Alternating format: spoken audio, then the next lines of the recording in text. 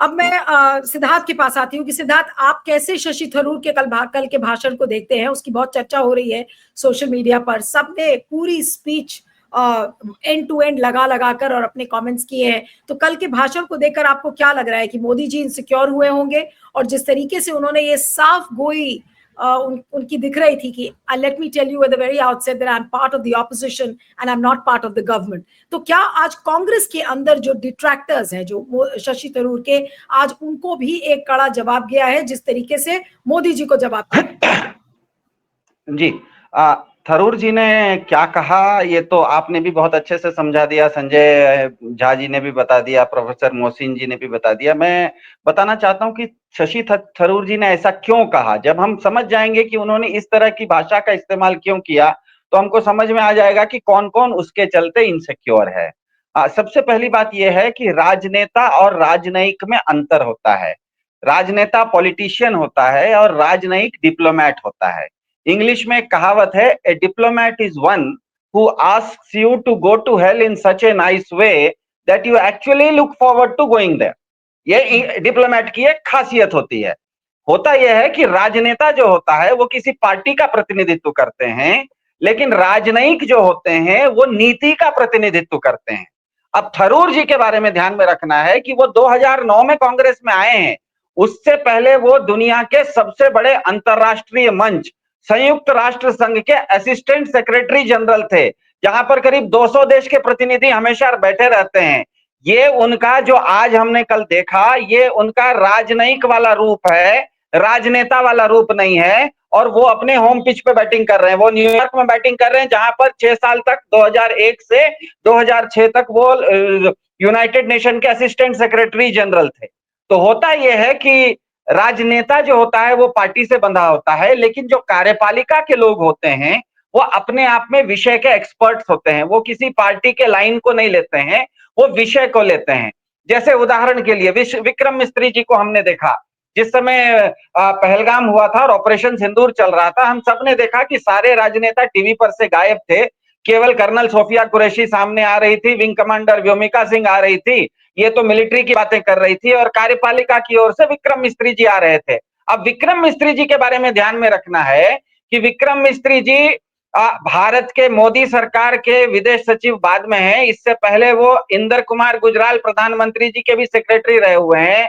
इससे पहले वो मनमोहन सिंह जी प्रधानमंत्री के भी सेक्रेटरी रहे हुए हैं। मतलब किसी नीति का, राजनीति का, कूटनीति के वो विशेषज्ञ हैं। इसीलिए हमको ध्यान में रखना चाहिए, जैसे ही उन्होंने ये कहा कि पाकिस्तान ने पहलगाम में जो हमला किया वो इसीलिए किया क्योंकि भारत में पाकिस्तान धार्मिक उन्माद बढ़ाना चाह रहा था।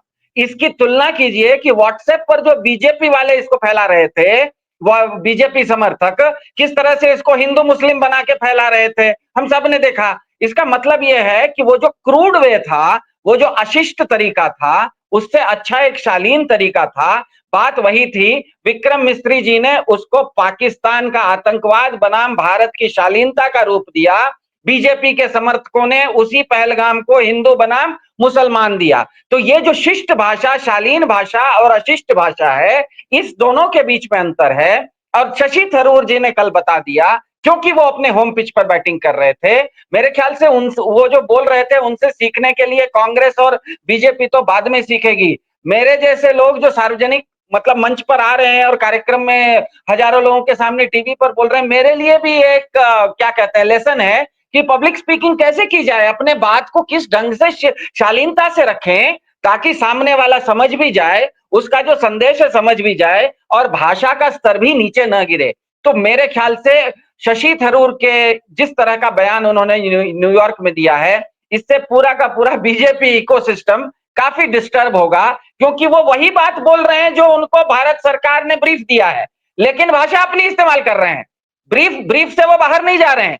तो वो एक तरह से भाजपा को बता रहे हैं कि बिना एग्रेसिव हुए, बिना अशिष्ट भाषा का इस्तेमाल किए हुए, बिना आक्रामक भाषा का इस्तेमाल किए हुए भी आप अपनी बात को बेहतरीन ढंग से और प्रभावी ढंग से रख सकते हैं। तो बीजेपी के लिए स्वाभाविक है कि बीजेपी इस तरह की शालीन और शिष्ट भाषा का इस्तेमाल बीजेपी या बीजेपी के समर्थक नहीं करते हैं।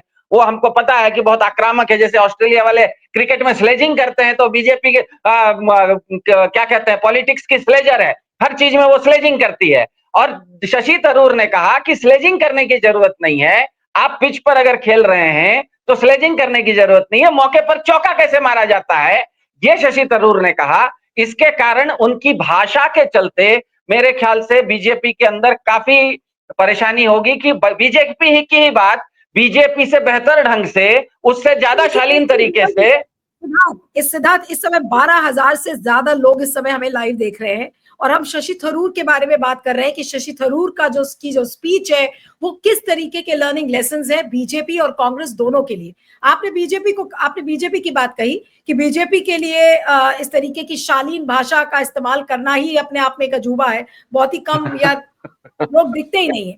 लेकिन कांग्रेस के अंदर जो लोग शशि थरूर को अभी तक नकार रहे थे, ऐसी बहुत सारी ताकतें हैं जो कि चाहे वो केरला कांग्रेस की हो, चाहे फिर जो केंद्रीय नेतृत्व है कांग्रेस का भी दिल्ली में, उन लोगों के ऐसे कई लीडर्स हैं केंद्र में भी, जो केंद्रीय नेतृत्व है कांग्रेस का, वो नहीं चाहते थे कि शशि थरूर पार्टी में पनपे। आज उन लोगों को क्या जवाब है और उन लोगों के पास क्या हिम्मत होगी अब शशि थरूर का सामना भी करने के लिए? मान लीजिए Shashi Tharoor if he walks into 24 Akbar road of the Congress office. जी, मेरे ख्याल से वैचारिक रूप से, क्योंकि कांग्रेस की भाषा हमें पता है कि कांग्रेस के साथ नीतिगत कोई मतभेद हो सकता है, लेकिन बीजेपी की तरह अशिष्ट और क्रूड भाषा का इस्तेमाल कांग्रेस नहीं करती है। तो सैद्धांतिक रूप से शशि थरूर कांग्रेस के विचारधारा और कांग्रेस की भाषा के अनुरूप ही भाषा का इस्तेमाल कर रहे हैं, इसीलिए सैद्धांतिक रूप से कोई समस्या नहीं आएगी। लेकिन किसी भी संगठन में एक दूसरे के साथ खींचातानी चलती रहती है। हमें पता है कि विराट कोहली अभी अच्छे फॉर्म में चल रहे थे, उनका उम्र भी था, वो दो चार साल और क्रिकेट खेलते हैं, लेकिन भारत में जो नए कोच आए और कोच और विराट कोहली के बीच में कोई दिक्कत आ गई तो विराट कोहली ने कहा कि भैया हम टेस्ट मैच नहीं खेलेंगे, हम बाकी चीज के T20, मतलब वो T20 इंडिया के लिए खेलेंगे। तो कभी कभी ऐसा होता है कि व्यक्तिगत रूप से, क्योंकि व्यक्तिगत खींचातानी है, लेकिन शशि थरूर ने ये जैसे ही कल जो उन्होंने भाषण दिया उसमें पूरे स्पष्ट तरीके से अपनी बात को रखा। तो कांग्रेस के अंदर जो उनके खिलाफ कुछ तलवारें निकली थी वो खुल के नहीं निकली थी, पीछे से निकली थी। मेरे ख्याल से वो सब तलवारें अब वापस म्यान में चली जाएंगी। वो कोई बहुत बड़ी बात नहीं है, क्योंकि वो सैद्धांतिक मतभेद उनका कांग्रेस में नहीं था। वो एक जैसे कंपटीशन था कि मतलब भारतीय टीम का कप्तान कौन बनेगा, विराट कोहली बनेगा, रोहित शर्मा बनेंगे या यशस्वी जायसवाल बनेंगे। तो वो कप्तानी का खींचतान था, टीम में किसी की भी जगह की कोई दिक्कत नहीं थी। तो शशि थरूर पहले भी कांग्रेस में बहुत स्थापित थे, आगे भी रहेंगे। ये जो उनके खिलाफ कुछ म्यान तलवारें निकली थी पीठ पीछे, सामने से नहीं निकली थी, वो सब अब वापस अपने अपने म्यान में चली जाएंगी, ऐसा मुझे लग रहा है।